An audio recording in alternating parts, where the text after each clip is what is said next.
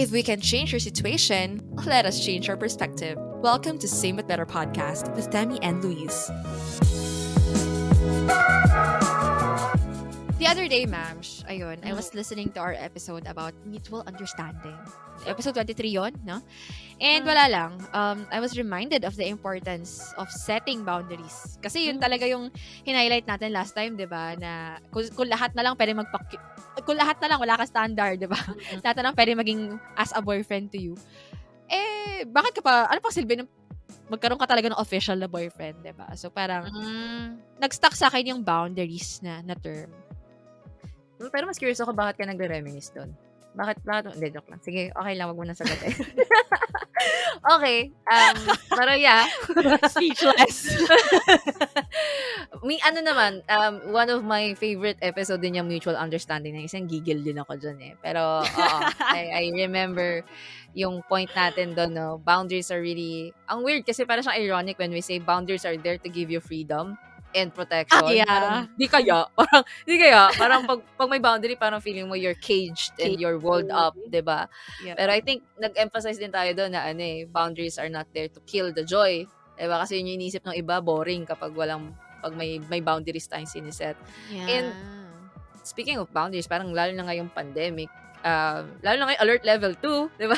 Lahat ng taon lumalabas na, dumadami na naman yung mga mini-meet natin, and dumadami din yung mga pinopost sa social media, dumadami din ang conversations, parang yung boundaries nagiging medyo blurry na. Parang starts to consume so much of us lately. Grabe, no? Yung iba pa rin, prefer pa rin sa bahay lang, diba? Yung Zoom call, hindi na natatapos. Kasi feeling ng mga tao, nasa bahay ka lang naman, you have plenty of time. So, nawawalan ka din na ng boundary or parang, ito time ko to for myself. Nakakross na rin siya kasi, people, diba? Anyway, kapag walang boundaries and you continue to entertain or allow anything that come your way, ikaw din talo eh. Maubos ka. I think, sa mga story natin mamaya, makikita din natin. Ubos! And since we want our SBB peeps to take care of their mental health then and emotional health, ito ang pag-uusapan natin today. Setting personal boundaries. Late na naman ba sa usapan si friend? Ayan, kasi bahay lang naman, Zoom call lang naman. Okay lang mali.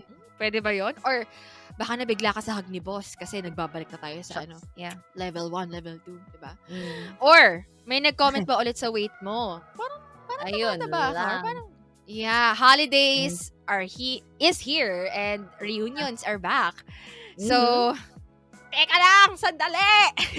Mga ka-SBB, kung noong nakaraang episode we talked about our reaction to anxiety, this time, let's see where we can draw the line to create healthy relationship with ourselves and the people around us. Na-mention mo kanina yung yung time for ourselves, tapos parang naalala ko lang kanina. Kasi may nagtanong sa akin na parang, uy, may lakad ka ba bukas? Totoo lang, wala naman talaga akong lakad. Pero alam mo yung parang, lumaba. So tired. Parang, time for myself. Parang lagi na lang tayong outside and have to be there for others. I just wanna be here for myself. So anyway, yon ang magandang pag-usapan today. Yeah. So, sa ating mga kaibigan na nalilate, like, it's online, pero 'di ba, when it becomes a habit, tas pag bumalik na tayo in real life, friend, 'di ba? Sayang naman ang time. So sana matamaan po kayo mamaya. Charot lang. Ayan, so sa mga gustong ma-enrich pa yung self-awareness nyo, sa relationships nyo, this is the episode for you. So subscribe, follow Same But Better Podcast in Spotify and YouTube. And, ma'am, mention ko lang, mabilis, thank you sa lahat ng mga nagpo-post, nag-share na we are part of the top 5 podcasts for this year. Continue tagging us. Sobrang malaking sorpresa kayo. Oo. Nakaka-happy. So, thank you. Yun lang. Salamat. And Kinan, bro, we miss you. Sana, balik ka na. Back ulit. Yes. So, may quick kwento lang ako. Sana quick lang siya. When this year started, parang feeling ko, naset ko naman ata yung priorities ko ng tama. Like, yung podcast natin, work, and other stuff. And along the way, dumadami din naman yung mga involvement sa mga bagay-bagay. Pero, kaya pa naman. Like, the boundary is still there. Until I encounter this moment na parang feeling ko, Why? nalalagay na lang yung pangalan ko sa mga bagay-bagay. And because I think people believe na I'm accommodating, I feel like they no longer ask for your permission. Basta okay ka naman, lalagay na lang nila. Involved ka Parang na lang ganon. bigla. Oo. And then, feeling ko, yun nga, I thought I was doing well in terms of, protecting my boundaries in my commitments. Hanggang sa Oo. medyo ibang level na yung mga ganap lately. So, eto na nga. So, may isang project na personally, ako, by preference, ayoko sanang ma-involve. Kasi hindi ko siya strength. May ganun, di ba? Na parang di mo naman gustong gawin. Oo. So, pagdating dun sa meeting, di daming sinabi, ganyan. Tapos biglang, okay, Demi, kasama ka dito. Parang, okay, kasama ko. And for some reason, may iniintay lang ako na parang courtesy na tanungin man lang ako na, uy, okay ba sa'yo? Okay ba workload mo? Kaya pa ba? Is it okay for you Kasi to be part commitment of yan this? eh. Oo, parang walang ganon. So parang, for some, alam ko talaga na mababa EQ ko, pero for that moment, medyo umaangat eh. Parang sabi ko, bakit parang emotionally na may nararamdaman ako ngayon? Parang ginagaslight ko na lang din yung sarili ko na iniisip ko, wala man lang magtatanong, bakit wala man lang pagtatanong sa akin? Tapos sasagutin ko yung sarili ko na, bakit kailangan tanongin ka? Part ka ng team, diba? So, role mo naman talaga. Yung ganon. In-invalidate. Oo. Sabi ko, okay, sige. Kakadiscuss lang natin yan Diba? And, applying the habits of effective people, I'll try to understand. O, tara, diba? Sige, I'll try to understand. Okay, we need this to be done and, mag-iinarte lang ba ako dahil di ko gusto, diba? Sige, I'll be objective. Tapusin na lang natin. Matatapos din naman, right? Okay. So, after couple of days, may isang similar situation ulit. After couple of days, hindi man lang weeks, no? After couple of days. So, parang biglang may binigay na role sa akin na alam ko, naka-assign sa iba. Na parang, Demi, ikaw yung gagawa nito. Parang, okay, wait lang. Nag-backtrack ako. Kailan pa nasa akin yan? So, nag-backtrack ako, chinek ko, may assigned person talaga for that role. Eh di, pinuntahan ko muna. Hindi talaga ako. Pinuntahan ko muna yung assigned person just to clarify. Sabi ko, uy, ikaw pa rin naman yung gagawa nito, di ba? Sabi niya, oo, ako gagawa niyan. Sabi ko, okay. Eh di, bumalik ako dun sa person. Sabi ko, hindi po ako yung naka-assign for this. Si ganito. Naka-receive na lang ako ng message na parang, may concerns pala sila about the assigned person and wanted to make sure na yung concern sila ma-address muna bago ipagawa dun sa person yung role. So parang for some reason naramdaman ko bigla ang unfair na wait lang so okay, did you just put my name dahil may concerns ka sa iba, and then you didn't ask me kung okay ba sa akin, and then two, hindi mo man lang chinek dun sa assigned person kung okay na ba yung concerns nyo. Parang feeling ko may mini volcano akong sumabog nung time na yun. Parang, I was emotionally challenged, ma'am, kasi I don't know what to respond. Alam mo yun, I feel upset but I don't want to. Kasi alam mo namang they don't mean to hurt you, pero I need to validate these emotions na alam mo yun, parang sasabog ako valid. So, sabi ko, pag hindi ko to in-address, I will get worse. So, I don't want to do anything talaga. I just stop what I'm doing. And literal, ma'am, I was just crying kay Lord. Parang ko, Lord, di ko alam ba't yung tinararamdaman ko. Ayokong mainis, pero naiinis talaga ako. So, I kept asking lang na, Lord, why do I feel this way? Ako ba ang may problema? Ako ba may pinagdadaan? Anong problema ko? Bakit na yung kainis? And ayun lang naman, I went back to that truth na these people, they don't mean harm, and maybe they too are under the pressure or whatnot, and we all have roles to play, pero parang hiniling ko lang kay Lord na I don't want to do things with a heavy heart kasi ayoko nagdadabog, diba? Kasi lalabas yun sa output ko eh. So baka nung pala gutom lang ako, no? Gutom lang pala yung problema ko, but I really felt lighter after praying, after genuinely seeking God. And on both cases, ma'am, natuloy naman siya. And I also learned a lot about, communicating my commitments para hindi rin ako mag-respond ng gano'n na parang na-stuck ako na ABC, anong emotions ang gagamitin ko? Bakit po ako nandito? So, yon. Grabe. Para sa akin lang, it doesn't hurt to ask. Clarity kasi doon magsisimula sa asking.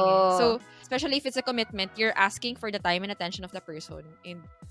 But parang binolunteer ka na ibang tao na wala ka knowledge. But I get you. It's really something na you don't want people to get used to because that's a boundary eh. True. What you do with your schedule, you own it. Hindi ka bata na parang yung nanay mo or may manager ka, hindi ka artista. Para ganon, you own your schedule and dapat talaga magpaalam. Kasi presence. Anyway, sa akin naman, speaking of boundary, kung sa'yo, more on commitment, diba? Yung naging pag-cross nila ng boundary. Well, aminin natin, they did cross a boundary and na-caught off guard ka because you think it was a common courtesy for people to ask, diba? So, sa akin naman, I also had that thing na parang, akala ko common courtesy yun. Hindi oh, shucks.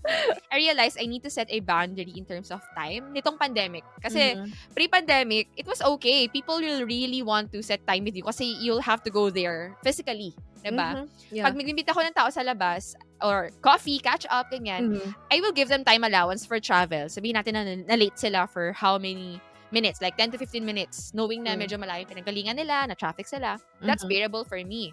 Pero nitong pandemic na, I don't remember when this happened. Pero di ba uso yung mag-set ng Zoom call para magkwentuhan lang. So, this friend of mine asked if I had available time that night para mag-catch up. May kwento daw siya and it sounded urgent. So, parang ako, sure, sige. Dito yung exact na nangyari. Not sure even with the time. Pero, ito yung natatandaan ko. We agreed to meet around 10 p.m. Ganyan. Tapos, that time work day. So, alam mo yon, it was a long day. Pagod ka din. May pasok pa ulit bukas. Ganyan. And may mga side projects din naman ako inaasikaso. But, because of, I sense the urgency. So, okay, I made time. Although in my head, di alam mo yun, pag nagko-commit ka, nagko-compute ka din ng oras eh. So, kung 10 p.m. kami mag-uusap, 11 siguro tapos na to. Or pag may iyak-iyak na onte, 11:30 estimate ko tapos na. Like computation. Yes, tapos 11:30, ayan, tapos by 12 siguro pwede na akong, I can call it a day. So, okay lang, G. Expecting that it will happen at 10. Kung malit man, 10:30, 12:30, I'm still okay. Parang ganun. So, ito na. Mga 9:40 kasi diba 10 kami. So, ako kasi ugali ko, pag may meeting tayo na ganito, especially if hindi naman regular, lagi ako see you later, ganyan. Pero siya hindi niya na-seen. So, mga 9:40, 9:15, parang nag-message ako na, see you at 10, ganyan, excited ako sa kwento mo. Chat ako, parang talk to you in a bit. Walang paramdam. So, parang kahit seen, hindi niya nakita. So, para sa akin, yeah, it's still a bit early. Okay lang naman. 10 p.m. pa naman. Siguro 10:05, okay pa rin. Pero ano mo yun, inaantok na ako, tapos walang paramdam. So, I was thinking, tuloy ba? Tapos, mga past 11 na, siguro 11:15, doon ako nabalikan. Doon ako binalikan nitong friend. 11:15? Around that time, 11:10, 11:15. So, basically an hour passed. Yeah. Okay. I'm not sure about the time, the exact time, but I'm sure an hour passed. So, parang, wala na ako idea nung time na yon. Pero nung nag-chat siya, okay, G na daw, call na daw kami. So, parang, okay, let's see, okay. So, ako kasi para those times, alam mo yon, I'm also trying to manage my priorities eh. So, parang, alam mo yan, ma'am, yung mga involvement natin, hindi lang naman tayo lang yung involved. Parang, we talk with other people, we coordinate many things, ito pang podcast, pag nag-guest, it's a lot, diba? And then, I made time because it sounded urgent. Ayan. Pero parang, Lord, ba't hindi maganda yung pakiramdam ko? Hindi talaga maganda pakiramdam pa naghintay ka ng 1 hour, dai. Kasi parang yun na lang hinihintay ko. That time, maaga pa ako matulog eh. Parang, there was a season in my life na 5 pa lang, nagigising na ako eh. Tapos parang, tagal yan. Tapos, edi, nag-pray ako na, Lord, quietly ako nag-pray na give me patience. Sana, Lord, hindi mag-reflect yung inis ko dito sa person. Kasi magkukwento siya from the heart eh. Ayoko naman na parang, alam mo yun, ma-off siya dahil sa itsura ko or parang, alam mo yun? Basta, so, love ko naman si friend. As in, I super love the friend. So, nag-call kami. Sige, after ko mag-pray, okay, Lord, let's go. Call. Tapos parang ang happy-happy niya, Okay lang. Parang, hindi nag-sorry, hindi nag-explain. Okay lang ako hindi mag-sorry. Pero parang, at least let me know what happened. We cannot go on like nothing happened because 1 hour of my life passed. Parang, if I knew, I could have already done something worth my time. But I didn't. Nakatulog na sana ako. I'm not sure what time you will call me. Tapos, hindi na siya nag-explain. Parang gugora na siya sa chika niya. So parang, I was like, wala man lang trace ng hiya. Okay, Lord. I ask for patience. maybe you are answering my prayer because you are testing my patience. This person is testing my patience. So, parang gano'n na lang, gano'n. So, doon ko na-realize, okay, I won't let this slide. Ang sa akin lang naman, I can be gracious. You can be late. It's not as if I'm asking you to be perfectly sharp na nandun na. Pero, alam mo yun, being gracious doesn't mean you misunderstand my kindness. Parang please don't. Yeah. Don't step over the line na hindi naman natin napag-usapan. So, me giving grace doesn't mean that I'm giving you permission to abuse me or take my time lightly. Diba? Parang ganun. With gentleness, sinabi ko kay friend, sana with gentleness kasi feeling ko that time gentle naman ako. Sana. We feel gentle, pero para iba pa rin pala yung dating. Pero dinadagdag ako ng humor para at least light.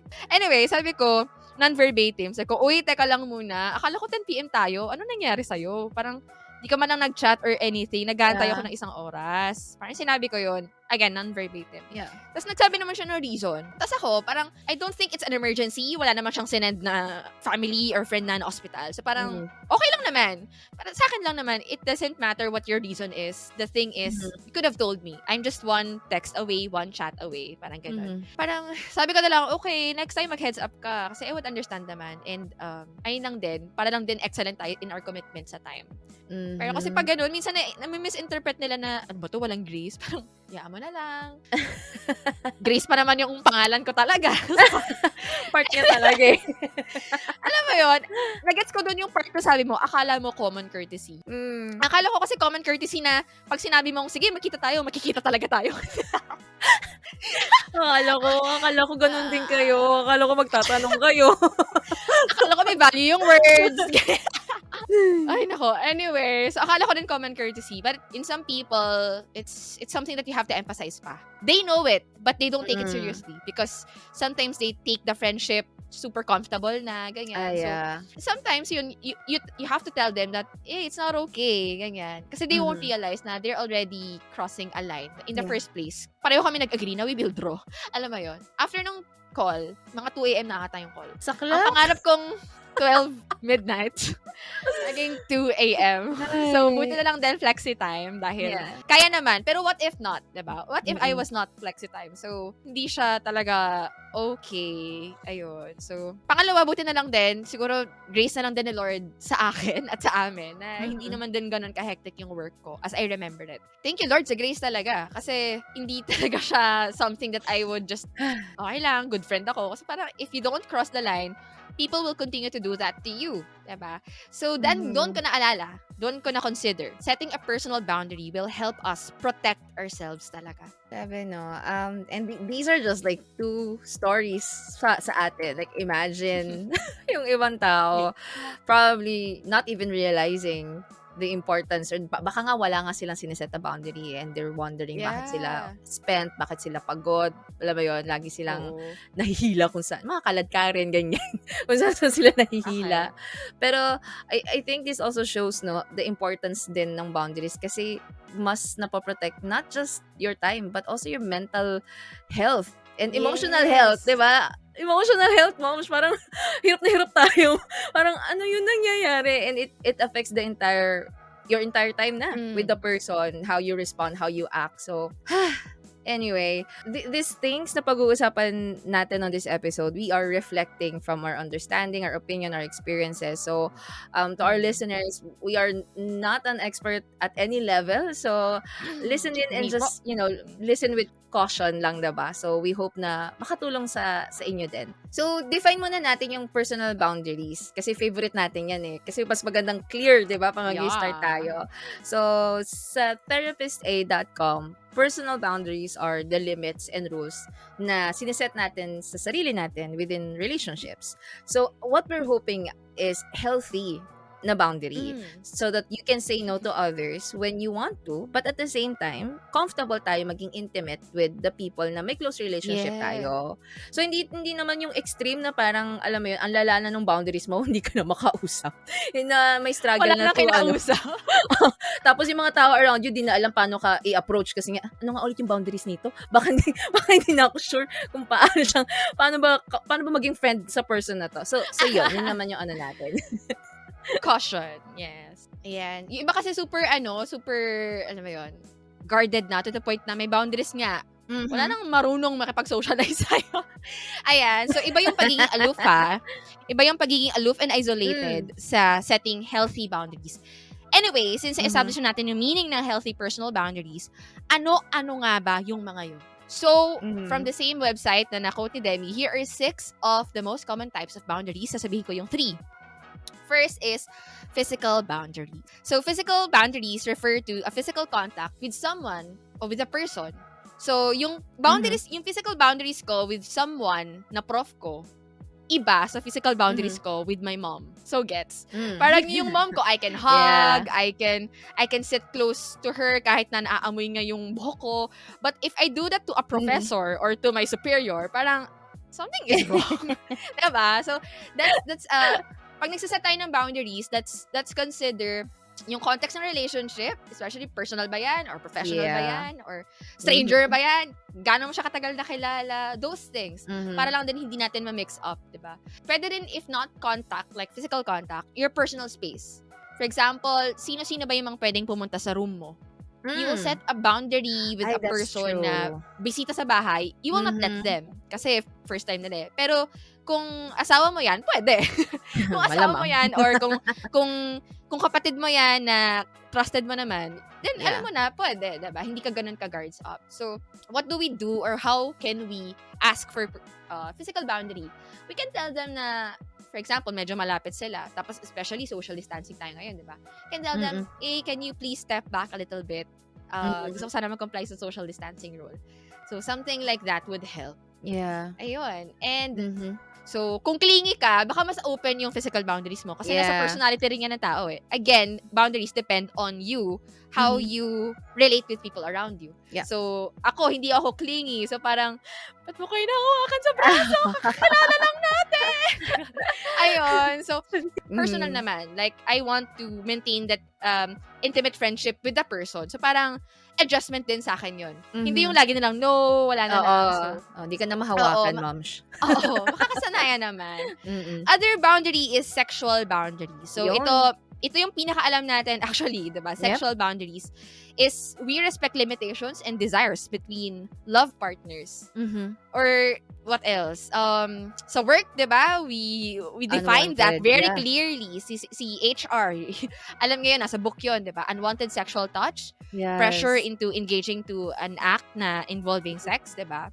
Even sexual comments about your body from a stranger or from your boss na super inappropriate. Or even towards others. Oo. Iba yung nagjo-joke yung spouse mo ng green jokes kasi you have that inside joke between the two of you. Okay siya, comfortable ka doon. Kasi intimate ka rin sa kanya. Iba yon kapag spouse and then yung sexual comment na sinabi ng spouse mo, sinabi ng boss mo, parang, bakit? Wait lang. Diba? Parang, dapat nasa posisyon tayo. Pwede natin sabihin, for example, yung boss mo mahilig mag-joke sa'yo ng ganito ganyan. You can tell them, and I hope you can tell them, can you stop telling jokes because I'm not okay with it? I don't feel comfortable being objectified. So, ayun.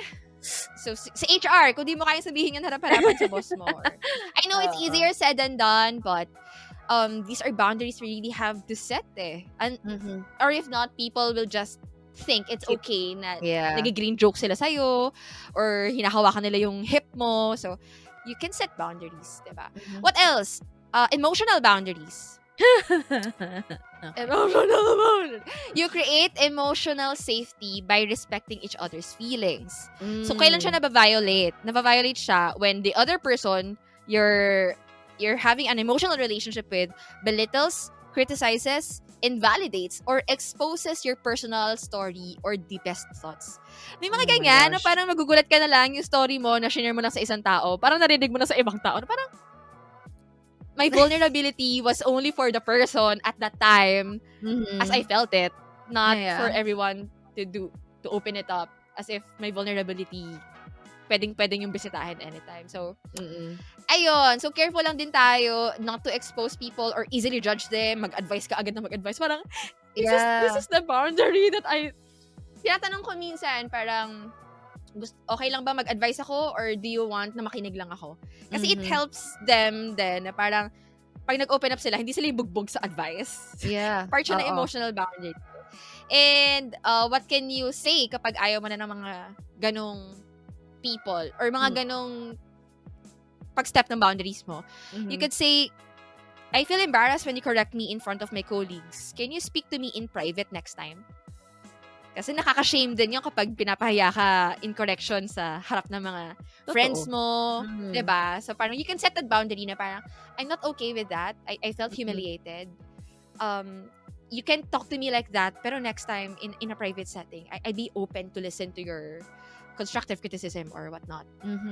Ayun, actually yun na yun. Yung 3 is ano ba yung 3? The rest. The rest.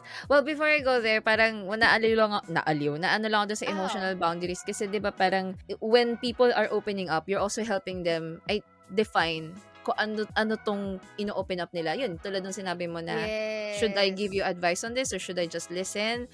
Kasi sila din, mas magiging mas ma-enhance din nila yung way nila of speaking up na ito lang yung actually gusto ko. I just want you to listen muna for this kasi I don't really feel good about this and that. So, mas na-appreciate ko actually there are people like that na parang for me, mas na-enjoy ko din yung conversation namin kasi I know na okay, I'm just gonna be here to process things. I don't need to give advice, 'di ba? So, yung the other 3, very short lang. One is material boundaries. And sobrang nakakatawa to. So, this is boundaries on your possessions. Yung, it's a limit on the possessions na you or other people share and what the other person can and cannot access. So, nababiolate to when you feel pressure to just give to the other person yung mga possession mo. So, anyway, kaya ako natatawa kasi I think this is very, very, very common sa mga momshies and besties, diba, na bigla mo na lang kukunin yung phone, bigla mo na lang kukunin yung wallet and everything. Parang, you thought it's okay. You thought it's normal kasi nga, friends naman kayo. But I think with this one, I personally experienced someone always hindi nga nagpapaalam eh. Kukunin na lang yung phone ko. And then, diba, usually sa phone, yung camera nasa harap. Tapos magsi-selfie siya. Yan. So it was cute. Like, okay, nakakatawa. But it became annoying habang tumatagal. So, and ito pa siguro isa ko napansin. Even when I already said, when you already said your boundary, they don't take it seriously. Na parang, pwede ba next time, wag mo nang hiramin yung phone ko. Si selfie ka lang naman ulit eh. Magaganon mo. Sila wag mo nang kunin. This person still does. So parang, bakit? Ginawa ko na lang, tinanggal ko na lang yung camera para magtigil ka. So, tinanggal ko yung camera sa home. Oo, para wala na siyang magagalaw, diba? So yun lang, for us as friends, kung nakikita natin na nagsasabi naman na sila that they don't like their stuff being touched, then just ask for permission, diba? So, yun lang naman. May share ako, sa akin naman, kapag sa room ko, nakita ko na medyo nagalaw na onti yung carpet or parang may something na nawala dun sa pagkakapwesto ko. Parang, sinong galing dito? Parang Grabe. Nasan yung ganto ko? Nawawala. Dito ko yung nilagay. Sobrang parang if I allow you to touch my things, then sobrang close tayo. Pero parang sa akin, parang, why are you going through my stuff? It's mine, diba? So parang, hindi mo siya kailangan i-announce na nga eh. Especially phone, all the messages there, diba? All the stories na in-exchange mo with a person. Yeah. How much more yung mga Facebook account? Like, yeah, and what's the point? Yeah, what's the point of borrowing someone's phone without their permission? Like ako, at one time, kailangan kong maki-internet kasi nagloloko phone ko. I didn't just grab someone's phone just because I feel like, superior ako, mas ate mo ako, akin na yung phone mo, diba? I go, friend, borrow naman ng phone kasi nagloloko yung net ko. Diba? Wala naman ako ibang reason para kunin yun. Diba, nagtagal tayo sa material possession. Anyway, so, and yun. gusto ko isingit.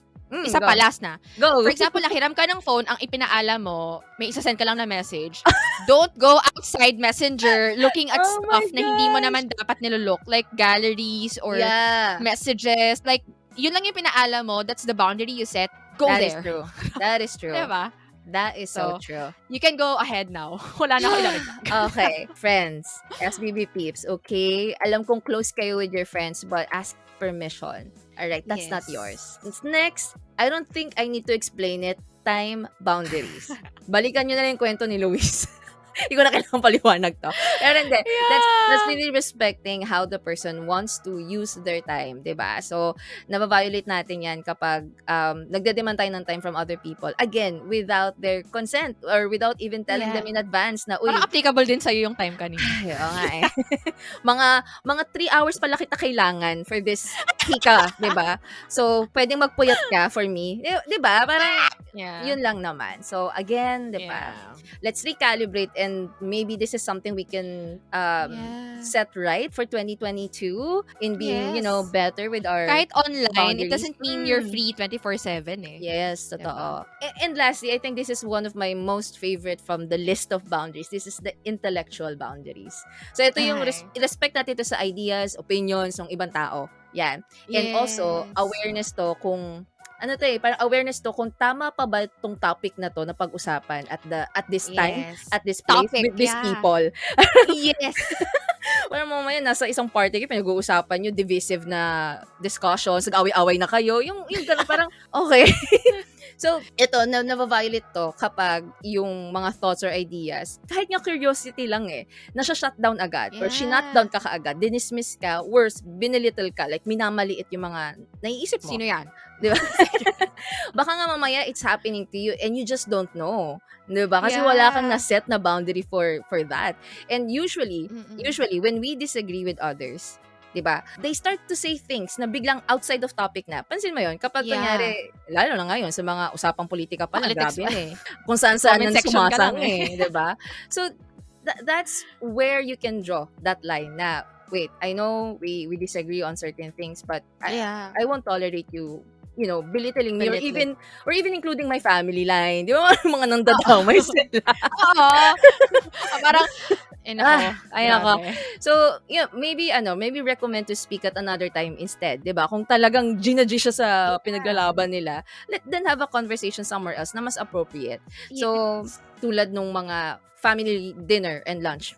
Hindi ko alam kung na-experience mo yun, na bigla na lang may topic bigla, tas parang wala na kayong gano'ng kumain. Nag-away-away na yung buong pamilya. Bahala na kayo dyan, di ba? Parang when you have that boundary, when you're aware of that, then you can actually be able to speak up and just say na, sige, tapusin muna natin yung dinner. Di ba? Yung kain muna tayo. Oo. Kain muna tayo. Para baka gutom lang yan. Di ba? Ikain muna natin, pag-usapan natin mamaya. Yan. Madalas ka ba magutom? Parang puro gutom yung solusyon. Siguro, Puro moms.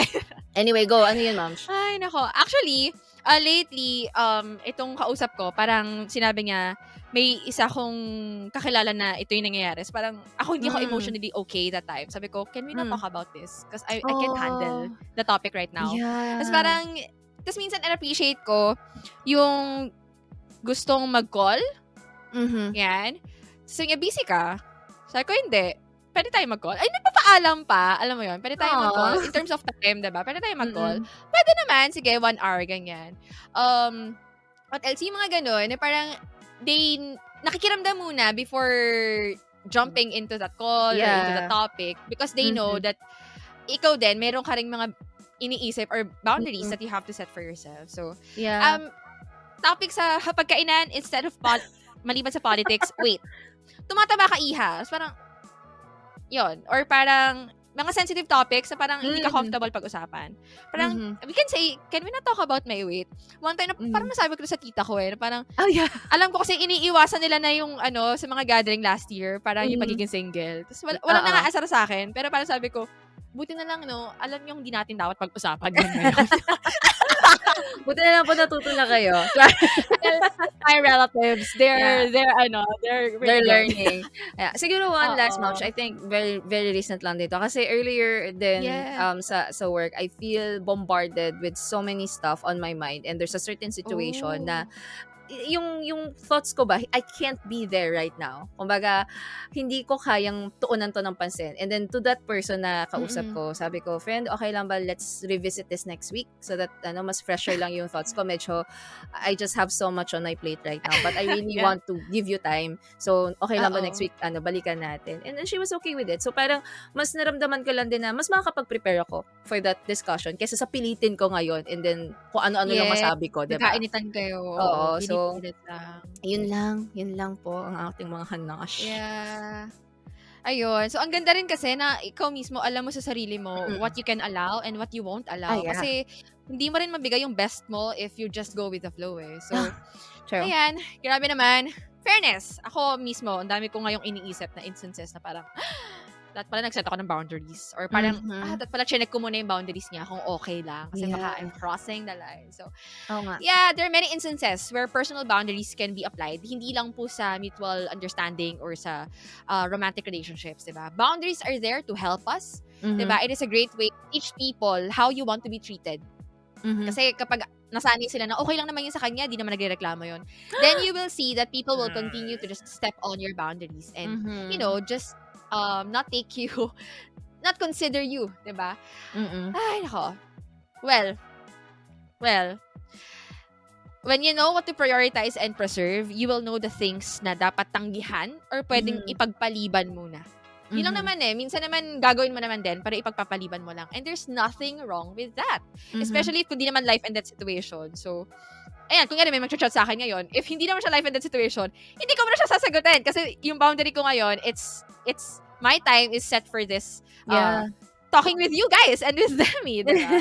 So, ayun lang. Siguro lang if you're setting boundaries, wag lang siguro gawing extreme na you're saying no to people with harshness. Na parang, bakit mo ginising ka ng oras? Alam mo naman yung boundary ko. Dapat, mo ginagamit mo na yung boundary sa lahat ng bagay. Kumalma ka, te. Oo. So, when we say no to people with grace and love pa din, diba? Sabi nga sa Colossians 4:6, let your speech always be gracious, seasoned with salt, so that you may know how you ought to answer each person. So, sa atin naman, ang importante, we are clear and we know the intention, we know the goal. And if that's set between the two of you, then you will have no problem relating with that person. So, season your thoughts with words with salt. Season, ganun. Reflecting with all of these 6 boundaries na napag-usapan natin, na-realize ko lang din na the boundaries that you set actually will reflect what you truly value. No? Like, kunyari, sa atin, we keep saying, and it's easy, sabihin natin, I really value my family. But when you look at the boundaries that you're setting, nasaan napunta yung time mo most of the time? Like, a big chunk of your time, baka for a season, you're working, wala ka na rin talagang bonding with your parents, with your family.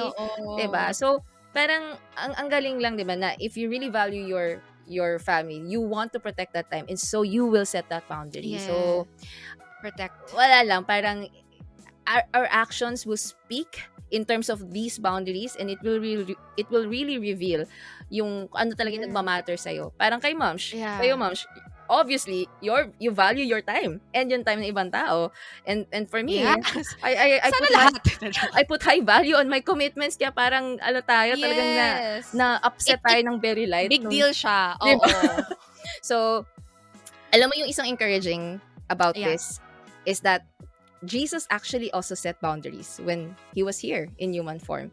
He knew that his body also have limits. So, there's an article that I saw, and daming so much good stuff from it. But one thing that really struck me is that we cannot serve 2 masters. Kasi diba sabi doon, you'll either hate or love the other. And we commonly hear this kapag nagko-compare tayo sa money, kasi yun lagi yung kapalit kay Lord, diba? But the concept here is the same. Kasi when you're setting boundaries, we kept seeing this, you're actually setting your priorities. So siguro yung question at the end of this all is, ano ba talaga yung priority mo? And who is your master?